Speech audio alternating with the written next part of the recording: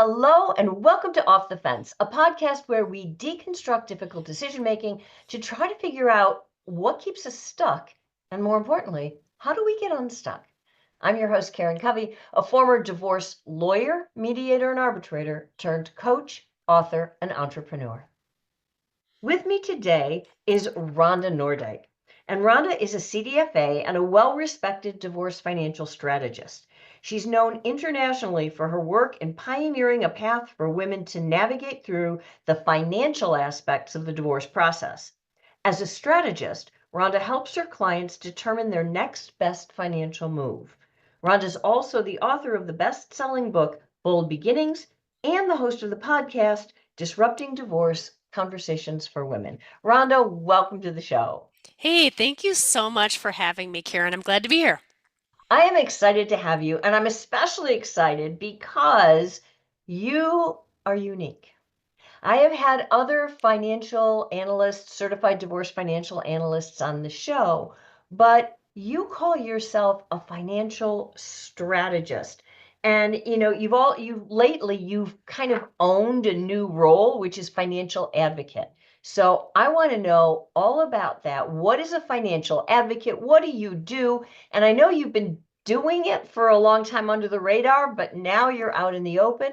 So I want to talk about it. Just start wherever you want to start. Yeah, no, absolutely. So it's interesting, right? Because I think when I look back over my life, right, I've always been the person who really wants to be able to essentially advocate, to fight for what is right, right? And we Mhm. could say there's a lot of different, how can you ever do that within the divorce space? Because nothing's ever right and nobody's ever happy. And I don't necessarily totally agree with that. And so when I started my business 10 years ago, I found myself asking the tough questions and pushing the envelope a little bit and challenging the status quo. And as time has gone over the last decade, I've really been able to, I think, authentically step into that. Like when you're first starting, you're like, gosh, I don't want to upset people. And I still don't. But at the same time, you're a lot more cautious. You're a lot more hesitant to maybe say what you're really thinking or what you're really seeing. And so as this has, journey has unfolded, I've been able to, after lots of clients and lots of conversations and lots of interactions, it just continues to further build your confidence where you can say the things that maybe nobody else wants to say. And so that's where I often find myself in these conversations. It's helping ask the questions that, again, nobody maybe else is willing to ask. Okay, so I have to ask you, what do you mean by that? What kinds of questions are people not willing to ask? I mean, not only the clients, but also the other divorce professionals. Yeah, absolutely. So one example, right, is what are we using for income? Because I will always say, hey, listen, the output in the support calculators are only going to be as good as the numbers we're putting in. So what are we using? And it is what it is. You run the calculations and there's always some wiggle room. There's always negotiating around what are we using. And so rather than just crunching the numbers and running the calculations and then presenting them to the clients, I will actually have the attorneys run the calculations, present them to the clients. I will review them, give them some feedback, and say, okay, can you go back and ask them for this scenario and this one? Because I see the bigger picture. And so the attorneys will run them, and then I can help empower my client about, hey, here's the range. Here's what we're looking at. If it goes down this path, here's what we're looking at. And it just really helps with that. So that would be the first thing. The second thing is I see people engaging in what I call the damn method. Now, I don't swear, so there's an acronym. Okay. And the acronym is related to discovery. And I'm sure that like when you were in the legal world, right? That was a process and it still is a process.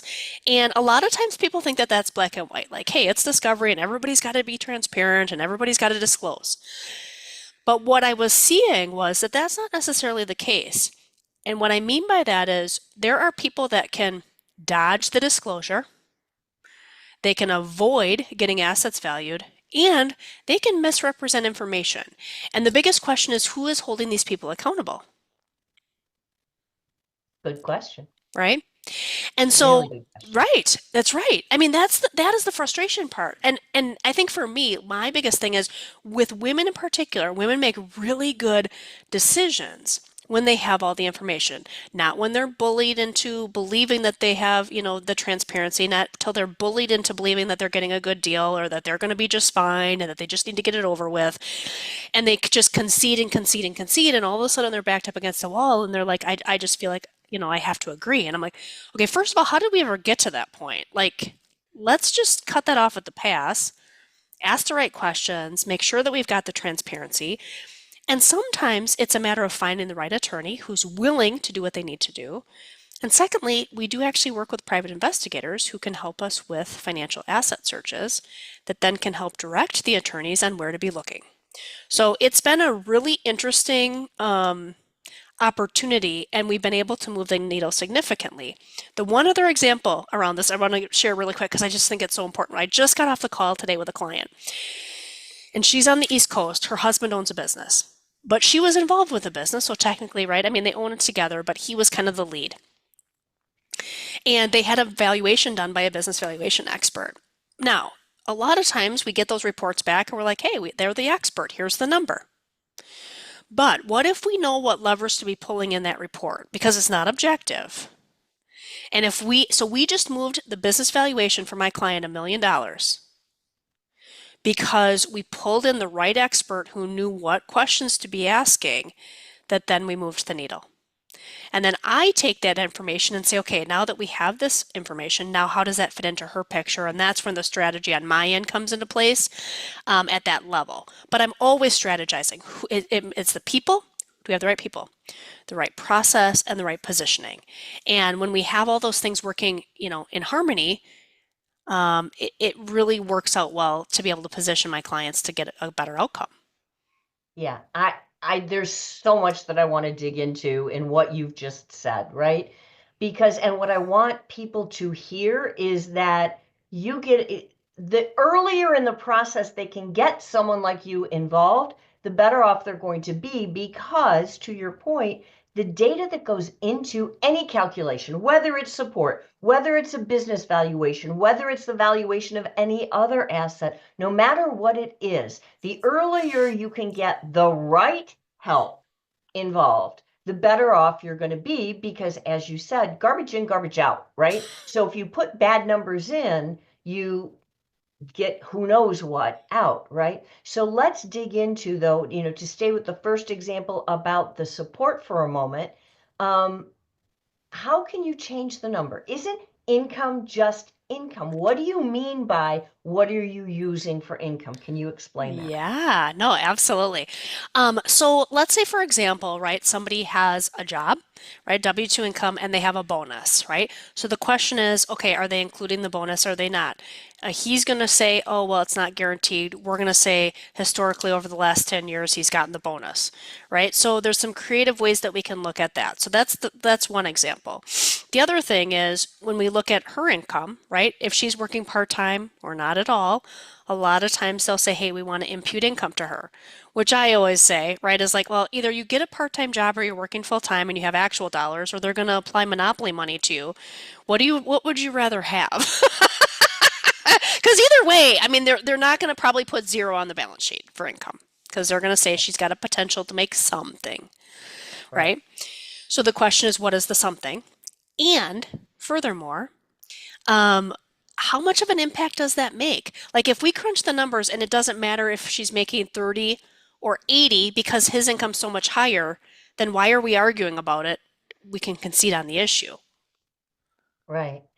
That's beautiful, because the other piece that most people don't calculate in their, don't include in their calculations of how is this going to go is, what is it going to cost you to get that?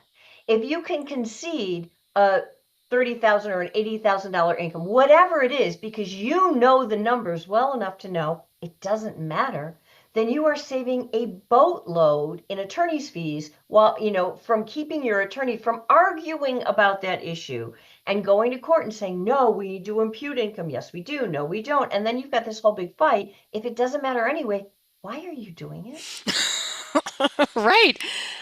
I mean, and sometimes it feels like a bigger issue, right, than it is because we don't necessarily know what the bottom line number, what it's going to be. So I totally agree. And plus, I think it gives women the ability to say, okay, I have done my homework. I understand what the impact is.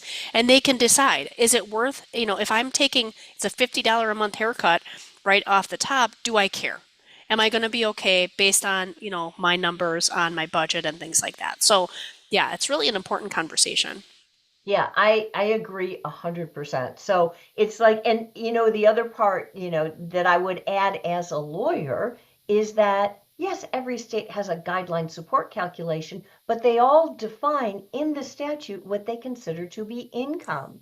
And it's not necessarily the same as what your spouse considers to be income. So is that something that you help people figure out? Yeah, so that's one of the ones where I would say, hey, I'm going to throw the ball back to the attorney, but I'm going to give the client the ability to ask that question and say, hey, can you find out from your attorney how they're going to look at what are they including as far as income? Because I feel like there's a lot of times when they'll say all the income. Well, okay, yes, and. And then if it's dividend income from investments, well, if those are getting split, I don't really feel right about advocating that that should be part of the income because she's going to get the assets that then she could derive that income herself from the dividends, for example. Right. But some, for example, in the state of Illinois, just because somebody takes a chunk of their income and diverts it into a 401k every year because that's a smart financial move, that doesn't mean it's diverted for child support That's purposes. right. That's an add back. So, yes. And that's why the pay stubs are important, right? Because we're like, okay, we can't just look at what's being deposited, Hmm. net into the account. We need the pay stubs. So we can see, are they diverting it to a retirement? Are they doing a contribution to a charitable organization that their company, is it the United Way, right? Where they're like, oh, hey, by the way, you have an opportunity to give. And suddenly we see this large, amount that's being donated to another organization. So absolutely, those are all really good questions to be asking. And it's the details of that stuff, right? That really at the end of the day matter.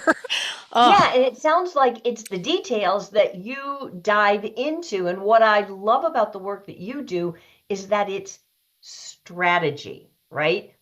There's a big difference between looking at numbers and you explaining to somebody what the numbers mean, which I know is something you do too. But to go that extra step and say, okay, here's what it means. But now, what do you do with the information? How do you create a strategy that's likely to get you whatever outcome it is that you're looking for, right? That makes a huge difference. Let me yeah. ask you a question. Yeah. Isn't that what a lawyer is going to do? Why does someone need you? Right? Gosh, I get that question quite a bit, right? And the way that I explain that is this, like, we could all be kind of like reading off of the same sheet of music, right? And I'm going to be singing soprano, and you as an attorney are going to be singing alto. There are going to be some key things that we're all looking at, right? Like I'm not over here doing my totally my own thing. There's still a cadence in which I'm following. However, everything that I'm looking at is through the lens of the financial aspect. And also knowing, okay, how is that going to impact? It's the vision of knowing how is that going to impact her after this is over. So, quick example, I was part of mediation. I do attorney assisted mediations with my clients. We were in one recently, and this was where the advocacy piece was coming in. And I said to the attorney, I said, okay, I'm concerned about variable expenses for the children, right? Because we haven't talked about that. And I said, because I don't want her, after this is over, to be saddled with all of those because he's going to say he doesn't have money to pay them because she's got money in inheritance that he's bitter about, but it was separate, right? And unfortunately, I'm sad to say that the attorney would not address it. So they wrote up the final agreement with nothing in there about variable expenses. Whoa. Okay, just for those listening who might not get it, what do you mean when you say variable expenses? So variable expenses usually are, and again, each state's a little bit different, but generally speaking, it's those things above and beyond the basic needs for the kids. So it could be extracurricular, club sports, senior trip, driver's ed, all of those like bigger ticket items. And that's really important. Yeah, it's hugely important because, child support covers room, board, um, probably Food, not yeah, even money, yeah, clothing maybe, yeah. but though that's what it's supposed to cover. arguably, in most places, the amount that you get doesn't even cover that. But that's what it's for. But all the extra stuff, daycare, childcare, after school, before school, extracurricular, those all are extras. Yeah. Yeah, and So they add that's up. really scary It is that the serious. lawyer, wow. It was sad. And I think that's the piece, right? Like when we talk about the advocacy component, right? It's I always feel like it's taking the headwinds for some of these really challenging conversations and speaking up and having a voice and asking the good questions and talking about things that maybe people are like, oh, that doesn't matter. Yes, it does. Let's have the conversation. And so I feel like there's the headway because I do get the brunt of some of that stuff sometimes. Like, Rhonda, it doesn't matter. Yes, it does. Okay. And here's why. And so you have to do it in a way where you're not coming in and ticking people off, but you do it in a way that is, okay, help me understand, right, why you're suggesting that. Help me. Can I share with you a little bit about, from my perspective, how I think this is going to impact? Let's have a conversation about it. And usually what ends up happening is at the end of these conversations, the attorney is like, oh, this is really great. And I think I have some clients that need your help. But at first they're like, I don't know. Because again, when we were thinking about the rebrand, the word advocacy, I think a lot of times people are like, well, Rhonda, are you advocating for divorce? But no, I'm not advocating for divorce. I'm advocating for women to be able to come to the table and have a voice and be very clear in what they're asking so that ultimately they're in control of making a decision that's an empowered one. Yeah. Yeah, that makes all the difference. And I want to dig into something that you mentioned, that you were in a mediation as a financial advocate. This is something that I haven't heard a lot of other financial advisors, your run-of-the-mill financial advisor, do or talk about. So when you say that you're in are you actually in a mediation session with the client and saying, yes, this financial decision makes sense because of this, and this one might not be your best option? Are you actually doing that? Yes. Yes. Wow. So that's been interesting, right? So, because there's a couple things with that. So one is, I mean, I have to get permission to be in there, right? Now, they could technically tell me no, not because it's not illegal for me to be in there, just because they want to be a pain. Um, Yeah. I mean, that's just the reality. However, the goal is to say, listen, if the client understands what's being presented, the chances of them saying yes, or even if they said yes but or no but, we're going to be able to get to a resolution quicker because she's not going to feel like she doesn't know and so she's afraid and doesn't make a decision. And like we were doing a mediation, this was a couple years ago, and they had set aside 2 full days for mediation.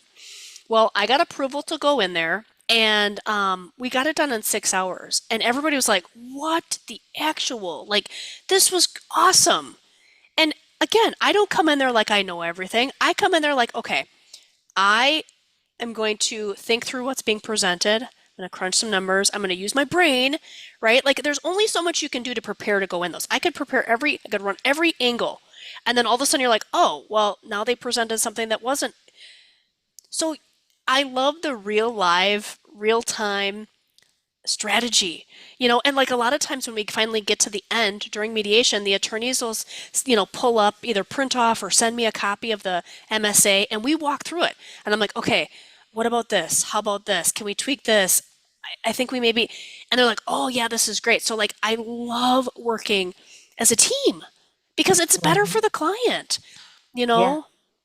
that makes so much sense. And I don't think people really understand what's going to happen in a mediation until they are in there. And I've seen it happen so many times that a person goes in and they maybe have, let's just say, three options. There's A, B, and C.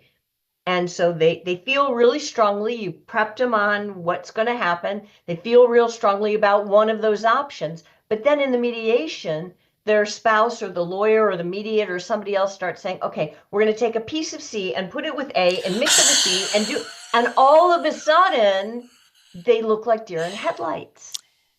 You could not have said that better because that's exactly what happens.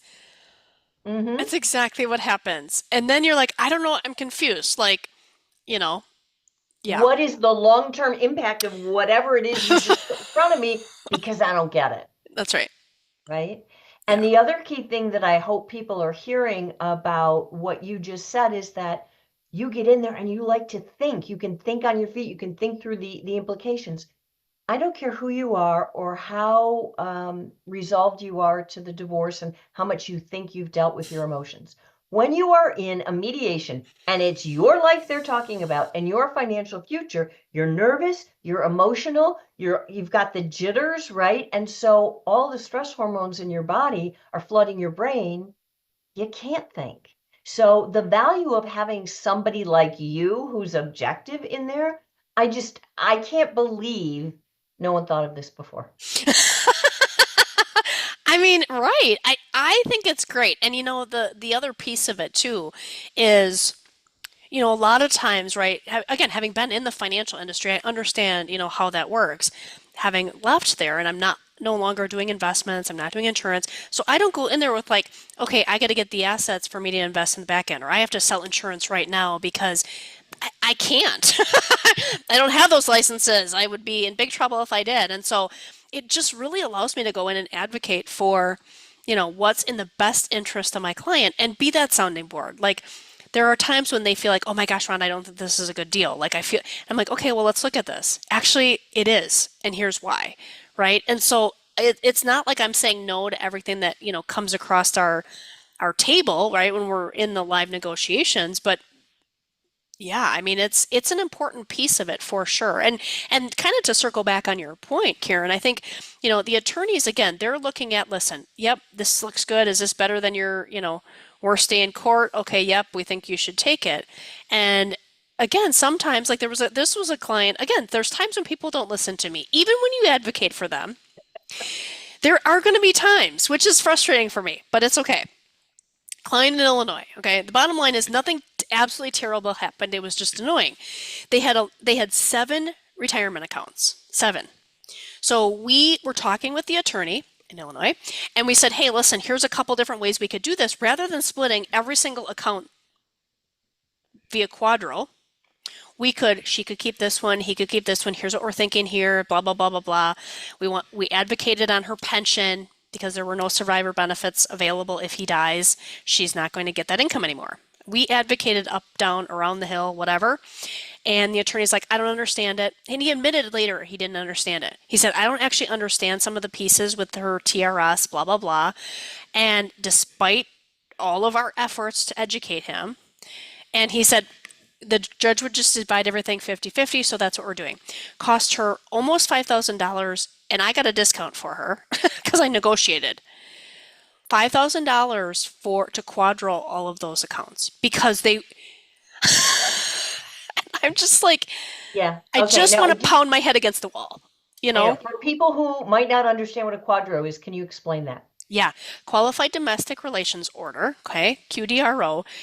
It is a method that we use to be able to split retirement accounts. So it's 401ks, 403bs, and pensions. We don't have to use those for IRAs or brokerage accounts, right? So it's really intended to be a document that's drafted that is sent to the plan provider for the retirement plan and tells them how to split that account. So they get those instructions and then they split that retirement account based on those instructions. And then one party, has their original, and then the other person who's the recipient will have an account at that same plan provider as well. And then at that point, depending on how it's structured, they can decide what they want to do with those funds. So yeah, it's an interesting process, but I mean, each plan is different. So there's a lot of research that goes into making sure that that stuff's done properly. And thankfully, I have somebody on my team. He's like a quadro geek and loves doing it. So I let him do that because I would rather be talking to people and strategizing than crunching numbers on quadros. Yeah. You're not alone. A lot of lawyers I know will outsource the quadro drafting because they are so technical and so specific. And Yes. the deal is, if you screw it up some way, and it might not be obvious, like you think that it says everything it's supposed to say, but the plan administrator says, no, you didn't dot the I or cross the T, they bounce it and you got to do it all over again. And every single one of them costs money, to your point. True. So splitting 7 retirement accounts via Quadro is going to cost you way, way more money than splitting one, Yep. Yep. which would have made a whole lot more. I know. I mean, at the end of the day, apart from that additional expense, it's not like the outcome is, I mean, it's not like she was getting, you know, taken advantage of when it's all said and done. It's more of an expense and a headache and an administrative nightmare on the back end, you know. So that was kind of unfortunate, but it's like it's also one of those things where we do our best every single day to give these women a voice and to, stand in the gap. And there's a lot of work to be done in, getting people on board to work together as a team to be able to help the clients. I mean, it's just, and the attorney that she was working with wasn't somebody that I had recommended. She had worked with him prior to us working together. I probably would have recommended somebody else, but at the end of the day, right, you work with what they've got, and he Right. didn't do a bad job until the end when I was like, wait a minute, like this is, but you gotta look at the big picture sometimes. I can't control everything, but we do our best to influence, as much as we possibly can. And she got a good outcome. Yeah. I mean, it's just there was an extra expense that didn't need necessarily to be incurred had things been done differently. That's all. Yes. Yep. But tell me about this. You're really big on working as a team. Now, personally, that's something that I've always advocated for and think is a really good idea. Why do you think having a team matters? I think at the end of the day, right, having the right team of people is certainly important. And it's been how I've built my process from the very beginning. I saw the value of having a team. I saw the value of making sure you've got the right people leaning into those conversations. And I don't know, I guess part of it is the selfish part for me is I just love being able to link arms with people that are aligned because I see how much it's fun. Like if we're going to be in the space, like can we just have fun on behalf of our clients and make sure that we're enjoying what we're doing because we know that we're helping them, not because they're going through something difficult, but because we can listen, we get to be one of the strongest, finest, most positive people that they can find as they're going through a really challenging time. So Yeah. I have developed my bridge method, which one of the very first things we do is breathe and build your team. So the essential part of that is legal, financial, and emotional. You got to have those three people in some form or fashion, whether it's coaching, whether it's therapy, whether it's a combination thereof, like you need those people. And then we move on to review the financials. So that's where we gather and organize the documents. We also lean into the budget and current and projected expenses, which helps us in the support negotiations, identifying gaps. So those gaps come in gaps in transparency, which we talked about. That's our DAM method. Gaps in income. So we talked a little bit about that. And gaps in expertise. So do we need a business valuation expert? Do we need a forensic accountant? Do we need a PI? And not just somebody who's going to, come in and rack up the bills, but somebody who's committed to getting a result. What's the scope of what we're looking at? How much do we think it's going to be? And can we get an ROI? Like that's what we're looking at. And then the D, dial in the data. So that's when we're looking at property division and support. Guide to finish strong is going to be I's dotted and T's crossed on that final agreement, like some of the examples we've given. And then E is exhale, like, okay, we're to the end It's and all done. I'm exhausted and now what, right? And they can really kind of start to focus forward. But all right, let me just throw the question out that I get from people all the time because they hear the word team and they feel, oh God, what's this going to cost me? They immediately think in terms of dollars. So why would you advocate for a team? Doesn't that cost them more money? So in theory, right, you would think that it does, but actually no. And I'll give you a quick example. So there was a client out of California who had hired, and again, everything's more expensive in California, but whatever. So she hires a forensic accountant, spends, 5 figures to hire this person. A year goes by, they still don't have a report. Okay, because they didn't have the documents, everybody's kicking the can down the road, they're waiting on this person, they're waiting on that person, blah, blah, blah. I believe that part of the issue was that the scope was too big. So they had expanded the scope. We need all the documents. We need all the things. And it's just too overwhelming. Rather than coming in and saying, what are we trying to accomplish? What's the goal? And what can we be looking at that's going to move the needle? So I have found a couple forensic accountant business valuation. I've got excellent people. We come in and we say, okay, let's diagnose what the issue is and how do we solve that problem? And then do we feel like the investment is enough to can we get a high enough return on investment that it makes the investment worth it? And so the people in my network are less than most other people, but part of it's because they know I'm working with them and we're going to have stuff organized and all of that. But also, they're experts. They should be able to come in and their trained eyes should be able to look at a few things and give us some direction without having to go through 10 years worth of records to come up with a preliminary report. Like I Yeah, could spend all no. day on that topic, Karen. Like it makes me so frustrated because I realized that one of my clients actually from one of the forensic accountants she was working with never actually got a report. 50K in, no report. Because Oh, husband wouldn't cooperate, attorney wouldn't subpoena. It's just like we could go off on this whole thing. It's absolutely obnoxious. So if we're even considering it, first of all, we have identified that we think it's worth it. How are we going to approach it? What's the game plan? What's the turnaround time? And what's the investment? So my clients go into it asking the right questions, so that we make sure we've got the right people. that makes so much sense. And I know that because I talk with my clients about similar things, right? And the team seems like it would be so expensive.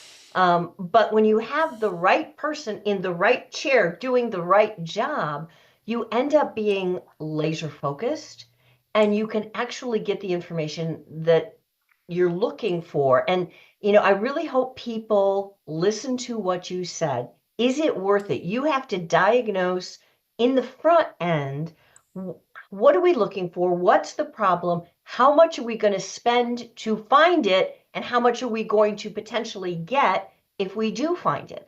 I mean, everybody wants a forensic accountant these days. They all think that somebody's hiding money. Well, that's great, but a forensic accountant, depending on where you live in the country, is probably going to start cheap end would be 5K, more like 10K and up, right? So if you're only looking at finding $10,000 and it's going to cost you 20 to do it, it just doesn't make sense. No. And I think, a lot of times, right, I think it's honestly you're right that we have seen more like, oh, you need a forensic accountant. Well, first of all, nobody even knows what that means. Like, what do they actually do and what are they looking for? And I think sometimes it's the attorney's way of just kind of like deflecting, like, oh, you need a forensic accountant. We'll just have to. And so they've got their people that they work with, but they don't really understand how to read the reports. And so or they say, and this is like a whole separate like podcast, but they say, hey, let's get a neutral. And I was like, okay, so you get one person who's going to come and crunch the numbers. That sounds fine. But here's the problem with the neutral. They don't want to come in too high and they don't want to come in too low because they're a neutral. So now we get a middle. So now they're not advocating. They're presenting data. And if we don't know what we're looking for, we're accepting a subpar number potentially. Right. 100%. I'm a big advocate for financial neutrals, especially like, the collaborative process. That's the way the structure is That's set right. up. You use a neutral. There's a lot of benefit to that, but you have to remember that they are neutral and hopefully they come in with a couple of scenarios. Some are better for one side, some are better for the other, some are maybe in the middle, but their job is to present data, not to advocate for anybody. Yeah. And I think sometimes it's good to just even, I mean, again, within the collaborative, I get that. Like that is their role. And a lot of them that are selected as part of the collaborative process provide a lot of value because they've kind of weeded out the people that, don't really see the picture, right? So the neutral role is not an easy one to play, in my opinion. As much as we want to think that the data is going to be objective, it isn't necessarily. Right. So even if you have that, there's nothing to say you can't have somebody else look at it and give you some input. And that's how we moved the needle 7 figures for my client was because they hired a neutral who did the work. And then we came back and we said, okay, well, here's a couple levers. We're not exactly sure why you did this and this and this. Can you help us understand that? And you know, that's what I have to say about that. I mean, I just think we've got to make sure that again, there's a balance to that, right? I'm not saying like there's a balance, but I just want to make sure that for me, that my clients are well educated on, you know, what they're looking at and what it means for them. And at the end of the day, asking the right questions so that we understand those reports, so that we're not just accepting at face value, somebody's report. Right. I love that. And I love that you are empowering people to ask those questions because so many times, especially if you're the person who wasn't doing the finances in the family, right? And you're looking at a report and you're too embarrassed to say, I don't get it, right? So what would you say to those, particularly women, because it tends to be the woman who isn't doing the financial end of the family responsibilities, right? And they're looking at a report and they don't want to admit they have no clue what they're looking at. Yeah. So I've been in this space in a different context. And what I did was I said, hey, help me understand XYZ. Help me understand, And so a lot of times people are happy to share with you what they mean. Now, if we're looking at the expert to explain stuff, it still doesn't necessarily mean we're going to understand when they're using their lingo or their jargon. So it may involve asking questions kind of outside of that, like finding another expert that could help you understand what those pieces are, or what Mhm. questions to be going back. So we did that with a client, and they had a neutral. We had somebody else review the neutral report so we could go back in. We had 5 questions we asked them. Then when we again moved the needle like $800,000, because when you know what levers to be pulling and what the subjective pieces are, we now can start dialing in on why did you use that number? What data did you pull? Where did you get that from? And sometimes they're like, I don't know, I just always use that number. Well, that's not acceptable. Like, oh, that's not good enough. And so now it has ruffled feathers because you got to remember, a lot of times these people that do these reports, they're used to everybody saying, "Oh, thank you, this is amazing." And when you start to ask questions, like they don't necessarily like it all that much, but that's okay. You know what? We have a Yeah, right to ask the questions, and you have a right to answer them, and that's the way it goes. yeah. And again, it just highlights to me why people need someone like you by their side to help them understand and to give them the right questions to ask. Because the problem is, if you don't even know the questions to ask, you're never going to get to the right answers, Yeah, ever. yeah. Yeah, and it's what questions and how to ask them. I think that's the other thing too. Like sometimes we know what questions to ask, but if we don't know how to ask it, there's also a miss. So it's like, how do I ask it? What am I asking, and how do I ask it? And so we've got some strategies we use there for clients too. That is awesome. Well, Rhonda, I just want to thank you for sharing all of your knowledge and wisdom with us here today. I mean, you have been a fountain of information, and I love that you're a financial advocate. If people say, "Yeah, I want that," where can they find you? Where can they learn more? Yes, absolutely. So my website, WFWC divorce.com. I know you're going to put that in the show notes, but they can go there. And then in the upper right hand corner, there is going to be a pink button that says mini course. And that's going to be a free mini course that they can take, that really is going to learn 6 tips and strategies for getting a fair divorce settlement. That is awesome. So, for those of you out there who are watching or who are listening, if you are interested in financial advocacy, for sure, go check out Rhonda's website, get her free stuff. I mean, why not, right? It's free. And so, Rhonda, thank you again for coming and for sharing all your knowledge. This has been awesome. Thank you. Thank you. Thank you so much for having me. My pleasure. The pleasure has all been mine. And for those of you who are watching or who are listening, if you enjoyed today's episode, if you'd like to hear more episodes just like this, do me a big favor. Like, subscribe wherever you're listening, wherever you're watching, and I look forward to seeing you again next time.